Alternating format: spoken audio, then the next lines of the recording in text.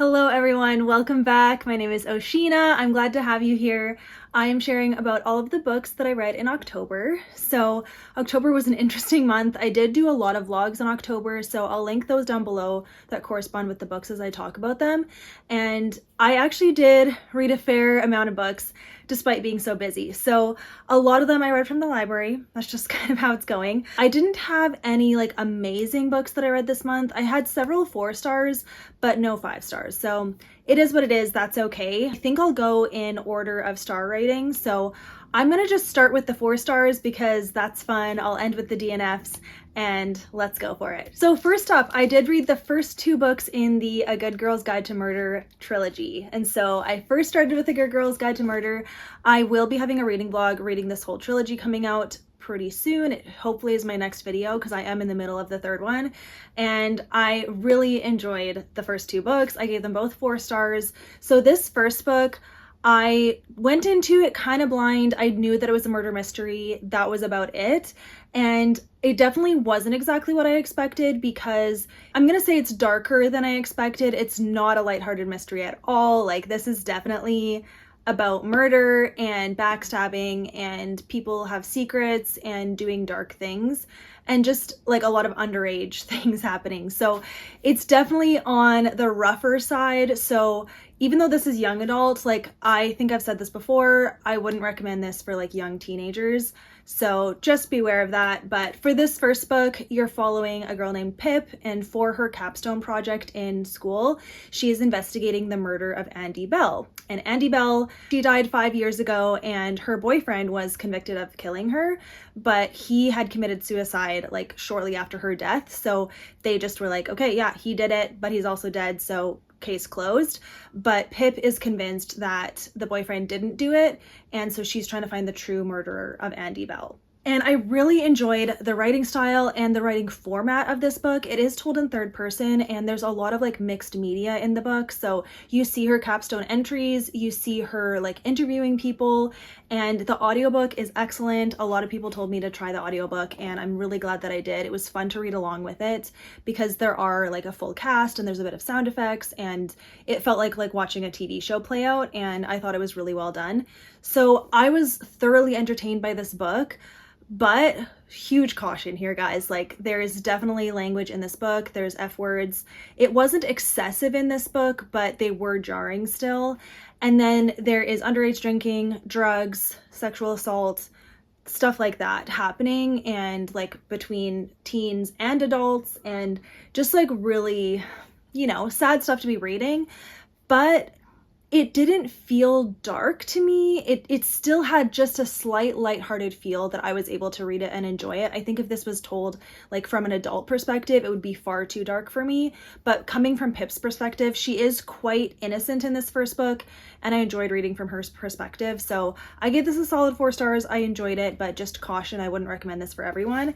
And then honestly, same for the second book. So this is Good Girl, Bad Blood. You do continue to follow Pip, and there's a new mystery that she's solving in this book. It had basically similar content levels. I enjoyed it the same amount, I would say, 4 stars. This had, I feel like, a little bit more language in it, like in terms of F words. There's no other language other than the F word, so it is too bad. But, and again, there is talk of drug dealing and drinking and assault, and then there is like straight up murder in this book. There's like attacks with knives and then with guns, and so definitely a lot of stuff going on. But it's written in such an entertaining way, and again, you're still following Pip's perspective, and I thought it was well done. So those are my thoughts. Take that for what you will. Hopefully that's helpful. And I will say there is only kissing in this book. There's no actual like on-page anything, so that's nice. And I did think the romance was sweet as it was playing out. I think it's just a realistic picture as well of a teenager who's been through all these things. So yeah, you will see my full thoughts in a reading vlog coming soon because I just have to finish the 3rd book. So yeah, but I am glad that I'm reading this series. It's definitely entertaining. Love the audiobooks, and that's all I'll say about that. Okay, next up I'll talk about The Vanishing at Castle Moreau. So this is in a reading vlog. I did like a reading spooky books vlog at the beginning of the month, so I'll link that down below. And this book is by Jamie Jo Wright, if I didn't say that. Jamie Jo Wright writes dual timeline, kind of like thrillery books, mystery books, and I typically don't enjoy dual timeline, and the way that she writes in particular can get pretty creepy, so I usually just avoid her books. But this one, I read the description and I thought this is the one that I could like out of all of her books that are out right now. So yeah, and I gave it 4 stars, but like, I think it's more like a 3.5, maybe even more a 3, but I don't know. Like, the thing is, I didn't feel invested in the story, but as I was reading it objectively, I could see how the writing was good, the storytelling was good, like, I don't know, but I just like didn't feel invested in the story or the characters. So that's why I'm like, is it 3 or 4? I don't know, because like I was still impressed, but not for like typical reasons. So anyways, but yeah, dual timeline, the timelines follow very similar storylines. So that's also was difficult for me. I got them mixed up a lot at the beginning because you follow a woman in each working at this Castle Moreau, and there's a mystery in both timelines that is very similar. And so I was like, what's going on? But basically you're trying to figure out why women are disappearing whenever they go to Castle Moreau. They disappear. And so we want to know why. And is it like for a bad reason, or what reason is it? And where are they going? And so that's kind of what you're figuring out. On top of that, the female characters both have things they're running from in their past. And so you slowly realize that as well. And then you also see the connection, other than just Castle Moreau itself, there are characters that are connected between both storylines or timelines. So yeah, hopefully that was helpful. I don't know. It wasn't that creepy to me. Like, I guess the way that it was written, when it comes to haunted houses or like anything haunted, when it's in Christian fiction, I assume that there isn't a true haunting and that there's like something else going on. And that is why I didn't find it that creepy, but I could see how other people would be like, oh, you know, because it's very atmospheric and gothic and you're in this like dark house and it can be spooky and there's like weird things happening. But I think I wasn't invested, so I wasn't that spooked. So okay, in the same video, I read These Silent Woods by Kimi Cunningham Grant. Did I get that right? And this book was such an interesting read, not anything that I've read before in terms of the writing style. And it's hard to explain, but like just the writing style, it was just odd to me. It took me a while to like get into the story, but I really did enjoy it. I thought it was well done. You follow this dad and daughter who are living in the wilderness and clearly hiding from something, and they have like this whole lifestyle that they are living to stay off the grid. And there is one guy who like keeps coming around who lives nearby them, and the dad really doesn't like him and is suspicious of him and doesn't trust him. And so you find out what's going on with that, and then discoveries happen, kind of vague, but like, yeah, so it was a mystery, but it also like, I don't even know. Like, okay, so anyways, there was no language, there was only kissing, and there was like a little bit of gore. Just a little bit, but I've heard a lot of people love this book, so check it out if you're interested. I don't know, that's all I can say. Like, I still don't even understand, like, it's kind of just this, I can't put my finger on even how to describe this book, but I gave it 4 stars. That's all I could say. Another 4-star is The Boyfriend by Freida McFadden, and this book is crazy. Okay, don't read it if you don't like blood. If you don't like gore or blood, don't read it. But like, it just, I'm laughing because it was so crazy and ridiculous that I was so entertained, and like, it's almost like I couldn't look away. Like, I just was like, what is going on here? These people are crazy. So you're following 2 different timelines, which typically I don't like, but it was done very well in my opinion. One timeline is you're following this boy growing up and he's got some weird blood fetishes, okay? And you see his life, okay? And then kind of in the present time, you're following this girl who has bad luck with guys. She doesn't get treated right, but then she's like trying to get away from this bad date, and this other guy like comes and rescues her from the bad date, and I'll just leave it at that, okay? And she ends up getting a boyfriend who has some kind of weird mystery around him, but I enjoyed it. I definitely enjoyed it. The ending is crazy and wild and just silly, but like fun. And I don't know, man. The audiobook was good. I read along with it and listened to the audiobook, and I liked it. So yeah, there was mild language. I think there was an F word or 2, but it was fine, like nothing super vulgar. And there was no on-page stuff, just like closed door and like kind of talk about it, but like, I don't know, it wasn't anything like vulgar in my opinion or like dirty. So yeah, it was fine for that. And that's all I'll say. But like, it was definitely entertaining and great setting for this time of year. And there you go. Okay, then I read The Holiday Mix-Up by Ginny Baird, and this is another kind of like 3.5 kind of style. I liked it. The audiobook was quick, and what stands out and what makes it 4-star level is the like family dynamics and the culture and just the characters themselves. I really enjoyed reading all of it, but it's kind of the premise that would make it like a 2 or a 3. So the premise is this girl is just working at a cafe, and this guy that she's had a crush on comes in and is like, I just need a stand-in girlfriend. Will you pretend to date me so that my parents leave me alone? And she's like, yeah, sure, because she actually really likes him. And then he leaves and gets hit by a car and is in a coma. And like right before he leaves, he's like, promise me like to go along with this, and I'm gonna text my family. And she's like, okay. So his family thinks that they're dating and serious. So, and then she also is there when he gets hit, so she like is helping him, and she's at the hospital, and the family comes and they're like, oh, you're the girl, like yay. And so she feels like she can't come clean because it's like, well, he's in a coma, and like I told him I would, and now the family like wants me around. And so she's like getting to know his family, and he has a brother, and they start liking each other. So yeah, didn't like that setup. I don't like the fake dating where it like the lie goes on too long, and when you're like truly lying to people, I don't like that. I need more lighthearted fake dating. I really like that trope, but like only if it's done well. And I didn't like how it was done here, even though like with that setup, yeah, it could have been done in a certain way, but like whatever.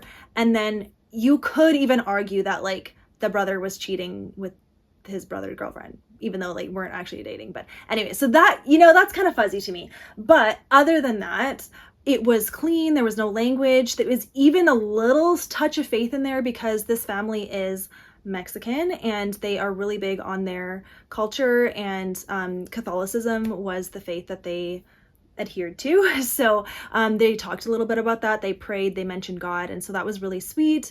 And just the festivities were really great to watch, and I really enjoyed it. It was very a festive read. It's just the premise I didn't like. So I gave it 4 stars. Take that for what you will, but you might like it.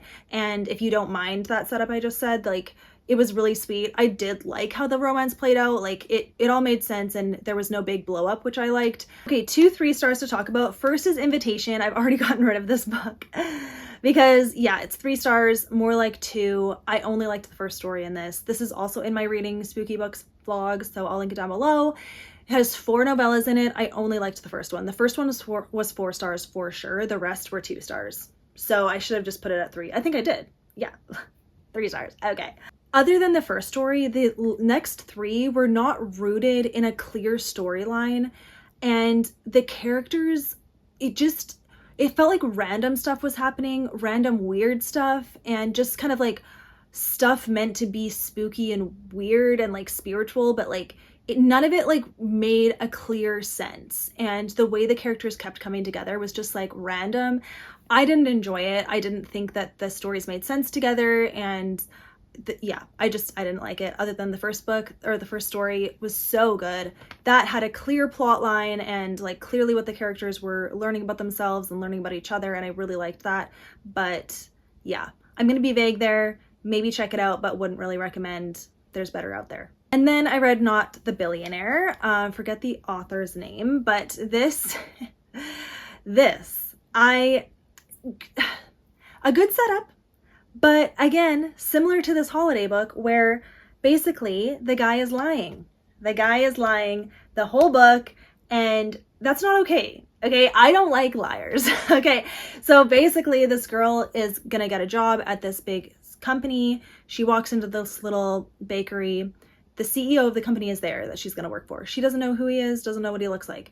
He realizes that she doesn't know who he is. They hit it off, and he's like, oh, I'm not gonna tell her who I really am because I want to see if she'll like me for me and not my money and not my title. And so he's trying to see if he can trust her while lying to her. And she's like really big on trust, and she like feels like she's really connecting to him. He gets his brother to pretend to be him. So now she thinks that his brother is the CEO. Their sister also pretends for the whole thing. And I'm like, you guys, and they're all supposed to be Christians. Like, this is not right. So I was not okay with that. But the romance was really cute. Like, the writing was good, but the actual storyline, no, not a fan, wouldn't recommend. Okay, and my DNF is One Dark Window by Rachel Gillig. This, I gave it a fair shot. I listened to the audiobook and I got like 100 something pages in, and it just wasn't making sense to me, on top of being kind of creepy and dark. And I was just like, you know, this isn't going to be for me. And so I DNF'd it, and I don't have much to say. This is actually going to be in a fantasy video that I'm working on, so I'm going to leave it at that. Wouldn't recommend this for Christians, wouldn't recommend it for anyone on my channel, because it is dark for sure, and there's like kind of demonic possession. Like, it's not called that, but that is what it is. And then the setting just didn't quite make sense. It was like too fantastical, and I just like couldn't quite grasp reality, and I wasn't interested. So yeah, the storyline like that was developing was not interesting to me as well. So I DNF'd it, and that is it. Then last like honorable mention or whatever is a memoir, and I did read Over the Influence by Jojo, but her name is Joanna, and I gave this 5 stars. I loved her story. I listened to the audiobook. She reads it herself. She has such a unique voice, and I love listening to it. Be aware, there is language. She uses the F word very generously, okay? And then she has had quite the life with substance abuse and other stuff, okay? She's done a lot of things in her life, but I found her story, she came across as very humble and very like matter of fact and direct and reflective and thoughtful, and like she's done work on herself. You could tell the way she was talking. She didn't bash anyone. She just was honest. And I really enjoyed listening to her story, and I thought it was well done. I thought the whole like pacing of the book and like the plot progression or whatever, like what stories she chose to tell and in what order, I thought was done really well. I loved listening about her career. I was a huge fan of her in high school, and her song Too Little Too Late, I just loved that song. I listened to it over and over again. Not that I could relate, but like there was something about the way that she sings, her passion, I just feel it. And yeah, so if you're a fan of her, I think you'll like this book. If you have no idea who she is, don't bother reading it. But if you know her, then I do think that this ends so hopeful, and I did see God in her story, and I love knowing that God's got her in his hands, and everything's going to be okay for her. So that was really encouraging to see as well, and I really liked it. So yeah, I decided just to give it 5 stars because I liked it that much. Okay, everyone, so those are all the books that I read in October. Now, I do want to just say, I'm planning to finish this book today. Today is Halloween. Happy Halloween, but you're not going to see this until Saturday. But yeah, I am reading A Seaside Wonder. I've gotten a big chunk done. I'm going to finish it today, but I need to film this now. So I'm probably going to give this 5 stars, just saying, but honorable mention. It's been an audiobook month, and I can't get this book on audiobook. So I've been reading it slowly, but every time I do read it, I love it, and I'm giving it 5 stars. Okay, just saying that. But yeah, that is everything, guys. Thank you for watching this video. Thank you for being with me. I'll write all of the books down below with their authors, and I'll link videos down below if I mentioned anything. And yeah, check the description for other information, and I will see you guys in my next video. Thanks for being here. Bye, guys.